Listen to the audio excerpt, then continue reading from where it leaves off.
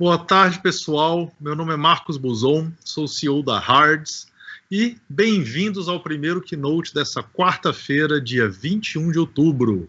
Estaremos aqui hoje conversando com o cofundador da Kickstarter, o grande Charles Adler. Yeah. Hey, Charles. Hi, Brazil. Now I'm going to talk in English so you can understand us. Welcome, everyone. Special chat. It's an honor for me to represent Hards Accelerator, to talk with someone that not only inspired, but was one of the guys that made feasible to makers and creative minds around the world to launch their products. With us today, Charles Adler, the co-founder of Kickstarter, a global crowdfunding platform focused on creativity, and let's be fair, one of the most well-known brands in the world in the hardware industry. Charles, thank you so much for joining us today. Say hello to Brazil and Latin America entrepreneur ecosystem. Yeah, thanks so much for having me. This is super awesome. Just disappointed I couldn't be there with you physically in Brazil. I hope we'll have a second chance. So that's only for now. We're gonna back to normal situation soon. Start a lot of questions. It's so we're glad to have you here. And when we look back, I don't know, 20 years ago, I was a small entrepreneur at that time. There was an oligopoly of retail and media corporates that had the power of decision making, of which company will have their products sold by them. So that was the only way to put products in large scale in the market. Can you tell us how Kickstarter started? Kickstarter started, great to say that. And what was the real motivation behind it? Yeah, so I think I should start off and say that there are, so, you know, as you introduced, I'm a co-founder. There's three of us who started the company amongst the rest of the team. And the true origin story really starts with my co-founder, Perry, in New Orleans. But one of the things as co-founders that we all three connect very deeply with this founding story, with this kind of motivation that, you know, what I would argue Perry had and the three of us had in bringing Kickstarter to life. And that motivation, you know, was really part observation of ourselves and then our friends around us. And our friends around us were artists, photographers, designers, filmmakers, you name it, right? Anybody that was in the creative realm. And almost putting your introduction in reverse, the frustration that we had in that observation was seeing any number of our friends who were incredibly talented just not being able to get over the hump of whatever project that may be in their discipline, to get that into the hands of people who were effectively their fans, right?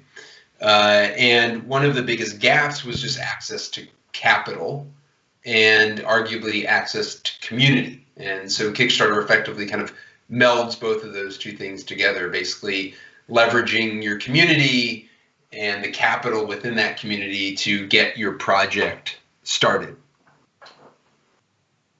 Nice. It's a great history, right? Especially because Kickstarter changed everything, right? So although was the first objective and that was the first object in the beginning, there was a unique goal, or you all had some pivots and restructuring the business model along the way? What's your track record about that? Yeah, so essentially the idea of a pivot, I think, is what you're kind of hitting at some capacity. And I think we were really fortunate that the business model and the product worked out of the gate. But that being said, there was a number of moments where I remember very distinctly, literally right before we launched Kickstarter, right before we pushed our own green button, if you will, to launch the site, we had a little huddle. And Perry had just brought up the idea that, hey, guys, what if this doesn't work? There are certain aspects of the product that we can't be overly precious to, right? Even just the concept of all or nothing funding was probably the cornerstone of what we built the product on, we built the brand around, and so just the concept of all or nothing funding, like you've got to hit the goal that you've articulated. If you hit your timeline and don't meet that goal, you don't get anything, right? Nobody loses money, nobody gets any capital to get the project started. And so, that was a very tense moment, right? Like we didn't know if it was going to work. We hoped it was going to work. But that was one of those moments where we just had to be like brutally objective about the product and the business and the experiment that we were about to run as to whether, in modern day parlance, we would hit or find product market fit, right? Mm-hmm. And so there were a number of moments where, we just needed to be, like I said, objective about how this was going to work and what our ultimate goal was, right? And I think, if I relate that to anybody who is going through the turmoil of being an entrepreneur, right, doing something new and creative, I think there's a difference between the objective that you have, right, which is, for us, it was about freeing people with their creativity, right, and the tool that you build to enable that. The tool can change. The objective generally shouldn't change, right? And so what we were going through at that point was the objective part was figuring out, is the tool right? Mm-hmm. Again, like I said, we were fortunate and the tool was right. We'd spent an inordinate amount of time and intellectual energy refining it and looking back. But effectively, the Kickstarter in 2020 is very, very similar, if not almost identical in many attributes, to the Kickstarter that we launched on April 28th of 2009. Whoa. So, but I think the traction was not of our new products was not all the same. In the beginning, did you walk as slow as the normal startups, or you were always fast as you're talking with me right now? What happened in the beginning? Yeah, so it's a good question. As much as it worked, meaning the business model and the product worked, the first couple of months were effectively our friends and ourselves running campaigns, right? Like generally speaking, we knew a majority of the people that were running a campaign, or knew somebody who was running the campaign, right? There was like 3 degrees of separation. And then a couple of months into it, it started kind of breaking out of that threshold. And I guess why I say that is it wasn't like, day one we had Scott Thomas and Minimal raising almost $1 million. The first couple of months was the largest project I think we had was like $1,500. Whoa. Right? We saw a project hit at $1,500. We're like, hell yeah, like it's kind of working, And then as the sort of social or viral aspect of Kickstarter started to work, meaning as word of mouth happened, as the word got out about the product, in a very word of mouth, organic way, we started seeing people that we didn't know with different types of projects come in. And so I'll give 2 examples of that that lead to what I think is kind of most poignant for this conversation, which is hardware. So we started out in the arts predominantly, and there was one category that I was really one category that I was really fascinated with early on, which was gaming, video games.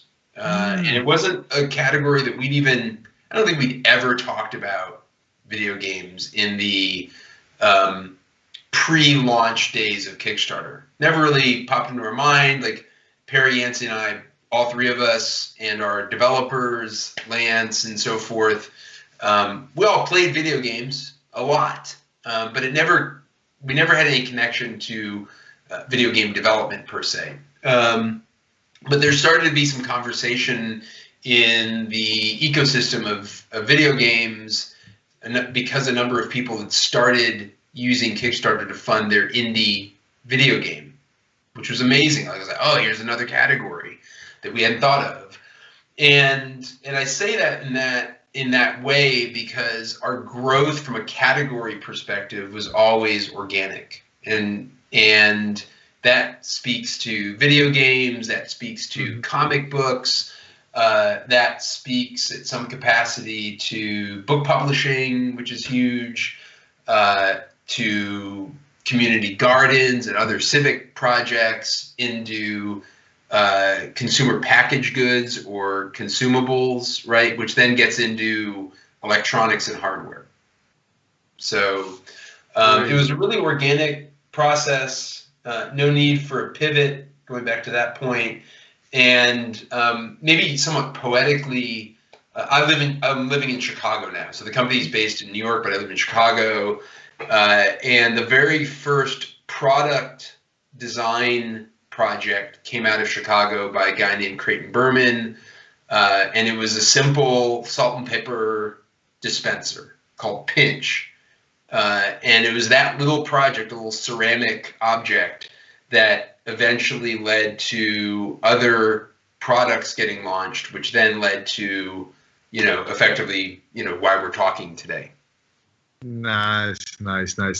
Well, and what about your financial investment rounds? So I think you're one of the few companies in the ecosystem that had only one or maybe two investment rounds, right?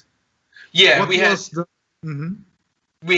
two, what I would say is like smaller rounds. We're very fortunate, I think, again, kind of going back to that origin story of not having to pivot. The product basically worked out of the gate, and that our growth was fast, but not, let's just say, not Instagram. Like, not, the servers weren't burning, but which gave us some time to think about and respond to the growth that we were having.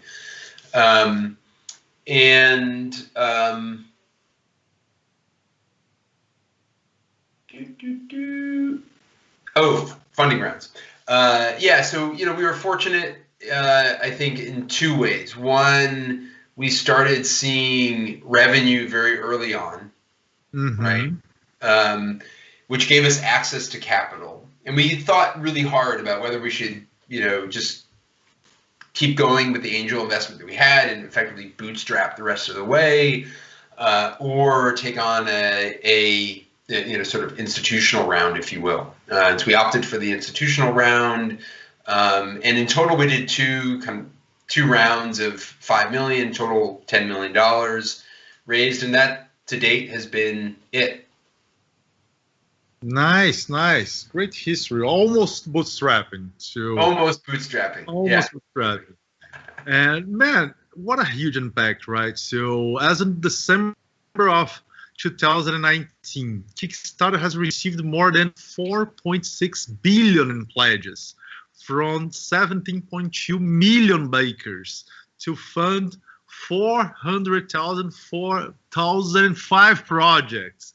What a huge impact, right? So you have made what a huge impact have made in the world. So when you're at home, looking at the ceiling, what comes to your mind when you realize that, man? Yeah. I guess I would say it doesn't really work that way, which is to say I don't sit here and think about all those numbers. I almost never think about the numbers until like a moment like this where we like talking about these big numbers. I think, frankly, I'm building another company, and so most of my worry and most of my hair falling out is the stress of starting another company again, and will it work? And maybe, can it have the follow-on success or better than what Kickstarter had? I don't know any of those questions, and I'm in the same boat as any of the folks listening, which is, it's super stressful.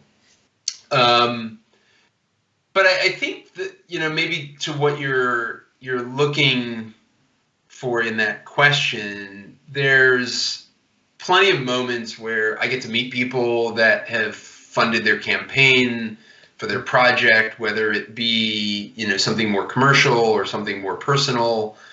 And,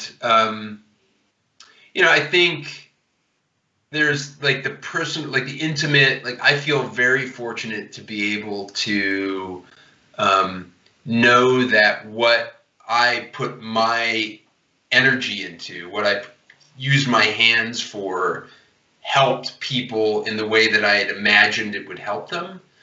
And then there's, I don't know, there's these moments. I had a moment like this the other day.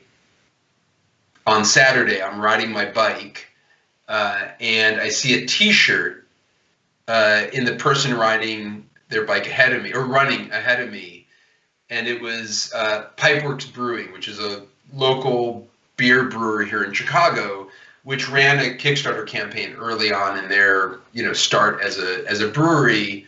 And I know the founders, I know the beer, and I know the project, and that's kind of awesome. And that's just this little reminder, because oftentimes I just forget. Like, I don't care about the big numbers, but there's this like intimate little, I guess what I would say is little David and Goliath story. And it was in that moment I'm reminded that David has an opportunity to beat Goliath, right? Which arguably goes back to your very first question around big retail and media corporates owning the channels. And to me, I think, not that you're asking this, but to me, I recognized when I was leaving Kickstarter that my life is defined by that David and Goliath story. I just love seeing David beat Goliath. Not that I'm a religious person or anything to that effect, but I live in a city that is the perpetual underdog. Chicago is dubbed the second city, right? And I think maybe I'm here because I love that narrative of seeing somebody win at all odds. And every time I'm reminded of somebody that ran a campaign, I'm reminded that that's possible.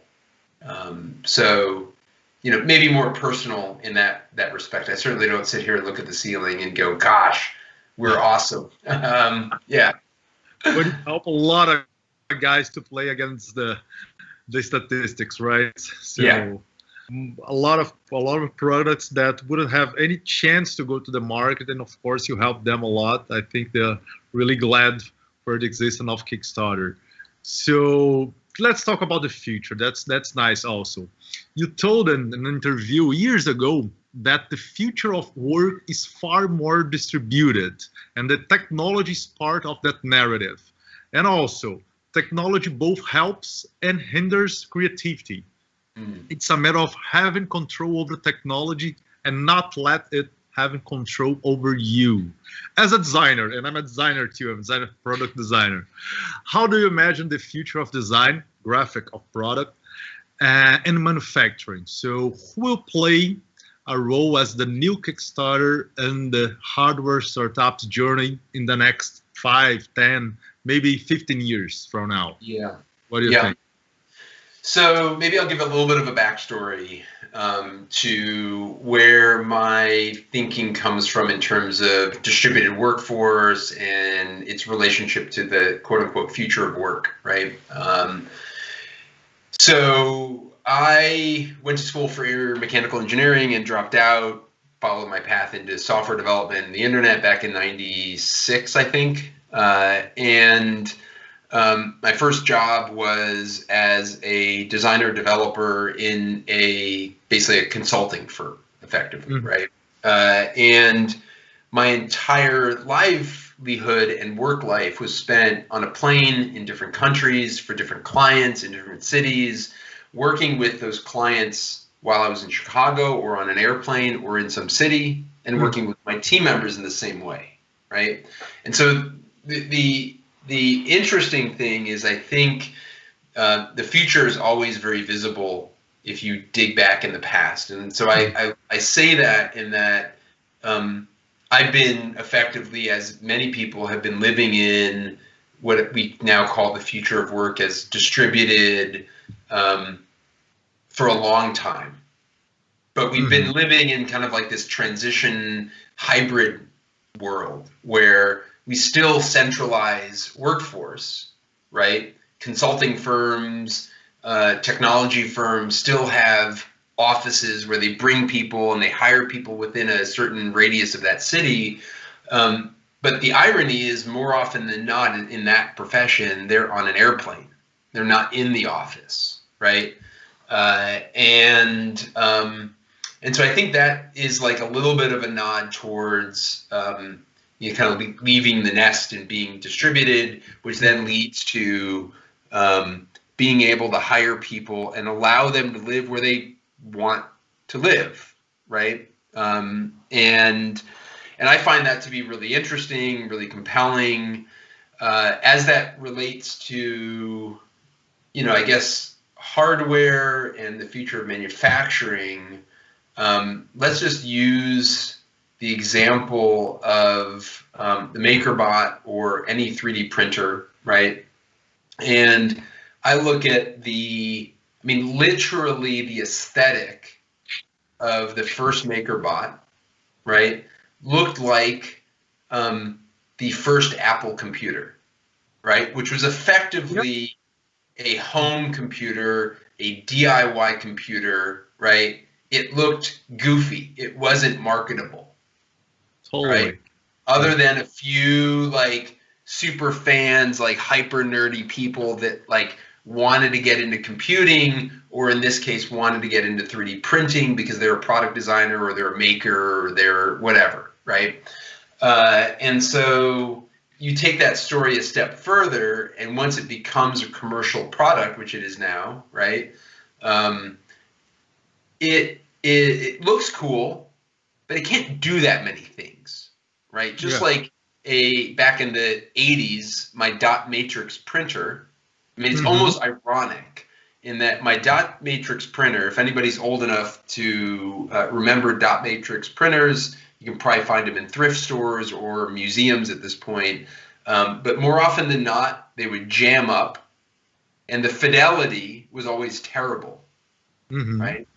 And so if you look at, say maybe a MakerBot today, or any 3D printer today, the fidelity has gotten better, but it's still not quite there yet, right? And so I think what's interesting is, the hardware world, at least in that capacity through that lens, is super early. But I don't think it's going to reflect 100% what's possible with software. But I think it alludes to the potential and opportunity for all of what has happened by virtue of laptops and wherever my iPhone is, right? Which is a far more distributed model of work. And then I guess within the realm of manufacturing, I think I subscribe in some portion to the idea that manufacturing, by virtue of tools getting more accessible and smaller, again, just like the tower computer I had to build in the 90s to this MacBook Pro that I'm talking to you on, right? Super small, really compact, and I no longer need to build it, right? And so I think if I think about the tools that are becoming more accessible from a development standpoint, it's CNC machines and routers to 3D printers and the like.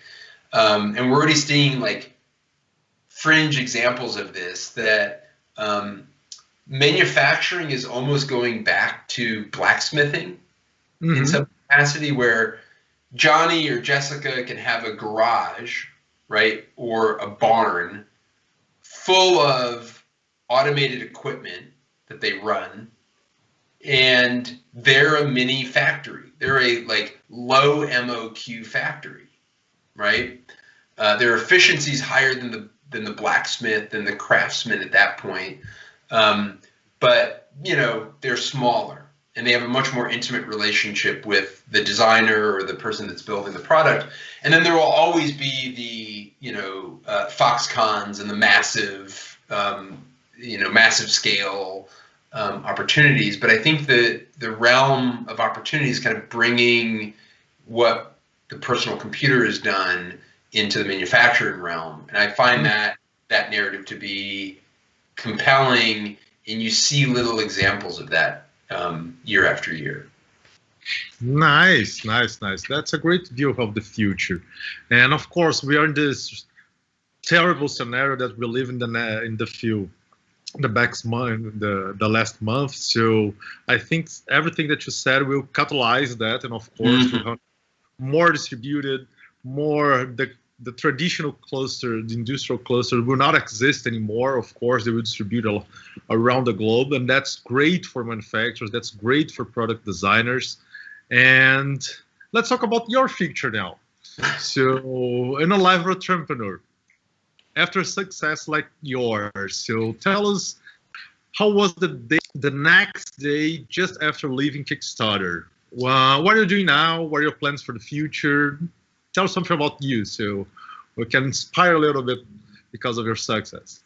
Yeah. So you asked a very, very specific question, which was about the very next day. And if I can catalyze that moment, it's probably like a sequence of days or whatever, but maybe I can express what was going on in my mind through an activity that I didn't actually get to do, but I think will express a bit of the emotion of leaving something like that. So when it came time for me to want to leave and kind of do something else, there wasn't, another idea that I had in my head expressly I was going to go and build, but I knew I wanted to build something else kind of in the same narrative. And my wife and I had decided we were going to move from New York back to Chicago. By virtue of timing, my wife and my daughter and my dog at the time had all moved back to Chicago while I was still unraveling myself from the company in New York. And I had this plan as a very avid outdoors person, runner, and cyclist that I was going to ride my bike from New York to Chicago by myself. It's 1,000 miles, just under 1,000 miles. And I'd never done anything like that before in my life. And the point to that was part of the exertion and part of the solitude. So I felt that I needed, after an exhausting number of years, 7 years or whatever it was, 5 years from zero to Kickstarter, needed to beat myself up a bit, needed to go through something very physical, very personal, but also do it completely alone, so I had time in my head to figure out what is Charles going to do next. Unfortunately, by virtue of weather, I didn't get to do that trip. I still have not done that trip 6 years later, maybe someday. But I guess what I would say at the end of the day is it's not easy, right? It's not all unicorns and rainbows, and so since then I've been on this journey to kind of figure out what is next. And the thing that I'm working on now, which is actually kind of interesting, I think, again, for this audience, it's a project called Lost Arts. You can read some obscure language about this underground project at lostarts.co. And what started out as effectively like a better makerspace, right? A place to provide creative people access to equipment in a community environment, which arguably is more about the community than the equipment, but the equipment solved a short-term need. I'm trying to build something, but the bigger value is community. I'm obsessed with building things that have community kind of at the core of it. And I had built 2 versions of that project. One was a quick little 1-month proof of concept here in Chicago, and the other one turned into a year-long, I'll call it prototype, a little bit better than a proof of concept. And it was through both of those experiences that I realized that there's a need for community in the creative realm, right? Mm-hmm. And now in the very, very early stages of taking what I learned from those 2 experiences of building a physical space that had the intention of building a network of spaces and articulating that into software. Yeah. Nice. Of course, we're running to the end, but I'm obligated to ask you that. What was your favorite Kickstarter campaign, and of course, why? One of the favorites. Yeah, that's brutal. I guess I would say... you can say a top 3, top 5. No, I think I know the one that I want. One I would say is, like, I love all the projects because I think every one of them represent, again, that David and Goliath story. But one of my favorite, the one that I'd like to talk about the most is the very first campaign that got funded. Mm-hmm. Which I don't think is cliche coming from me, like it's, from my heart, is a project called Drawing for Dollars by a person named Dark Pony. Mm-hmm. And the project was like super innocent, but very, I guess, very simple. Drawing for Dollars. Dark Pony was effectively frustrated by the fact that they couldn't finish a drawing and felt that the pressure of capital, right, that people were going to pay Dark Pony to make a drawing for them and send it to them, that the pressure would force Dark Pony to finish a drawing and send it out. And I thought that project still to this day encapsulated everything about the experience of what we had designed, what we were designing for, so perfectly. And to this day, I don't even know who Dark Pony is or how they found Kickstarter. Maybe Perry or Yancey know who they are. Yancey probably does. I like the sort of loss of who that person even is. But that project was amazing. And as I described earlier in the beginning of this, like, it wasn't a blast off hit from day one. Dark Pony wanted to raise $15, right? It was $5 a pop per drawing. So expecting 3 people, probably significant other, mom and dad. And a little bit more foreshadowing about that project was Dark Pony raised $35. Whoa. From 5 people. And so if you do the math, that means that a few people were generous, right? Gave more than the $5 that Dark Pony expected, and as well went over the expected goal, like the defined goal of $15. So there's sort of like a number of things wrapped up into that little innocent project that foreshadowed the future of what we had built. Nice. So, in your opinion, what was the good practice that you have seen for a successful Kickstarter campaign? So, what are the best tips for the guys now in Brazil that are listening to you? Yeah, I mean, I think I'm not great at the sort of listicle five things per se, but I think the advice that I always gave and still continue to give people about running a campaign, there's plenty of literature out there about, keep it short and simple. That means your video, that means your project description, and that means the number of rewards, but it also means do a lot of legwork prior, which is, get your production manufacturing, whether it's a film or whether it's a consumer good, get that all lined up to begin with, and let people know that you've got this whole thing set up. But outside of that, I think there's two pieces of advice that I would give. One, first and foremost, just be yourself. People are funding the person and the project, right? They want the object, right? Again, whether it's a film, whether it's a sculpture, whether it's a consumer good, but at the end of the day, they're really funding you, right? They're excited about your excitement about the project. And so I think it's important to just be yourself, which allows you hopefully to be really creative and bring that creative energy to the project. That I think is number one, and that's probably the most critical one. The second is be ready to throw that entire plan that I described earlier out the window, right? Because of two things, maybe just really one.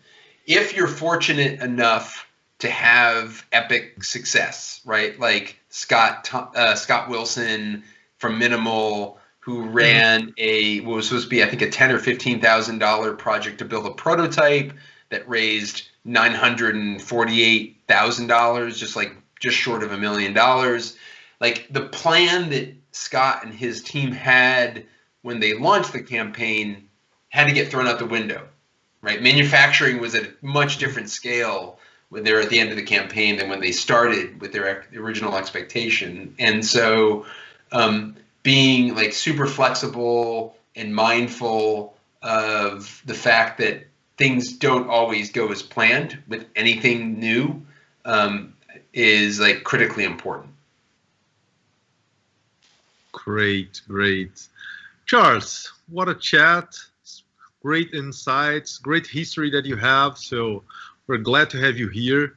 I'd just like to thank you again in the name of Case and Startup Summit, and also in the name of all entrepreneurs for the opportunity to share a little bit of your history and, of course, the benefit that you brought to the hardware community. So if you have any final words, the mic is yours. Just close for now. Yeah, no, thank you so much for having me. I think this is awesome. I love what you guys are doing down in Brazil and Latin America, and hopefully get to come and hang out down in Brazil, Rio, Sao Paulo, Florianopolis, whatever. Yeah, great, man. Hope have you here soon. If you ever need to visit us, just let me know. You're welcome. Our Florianopolis is a great island, a very beautiful beach. So if you want to hang around a little bit, we have great parties also. So guys, that's it.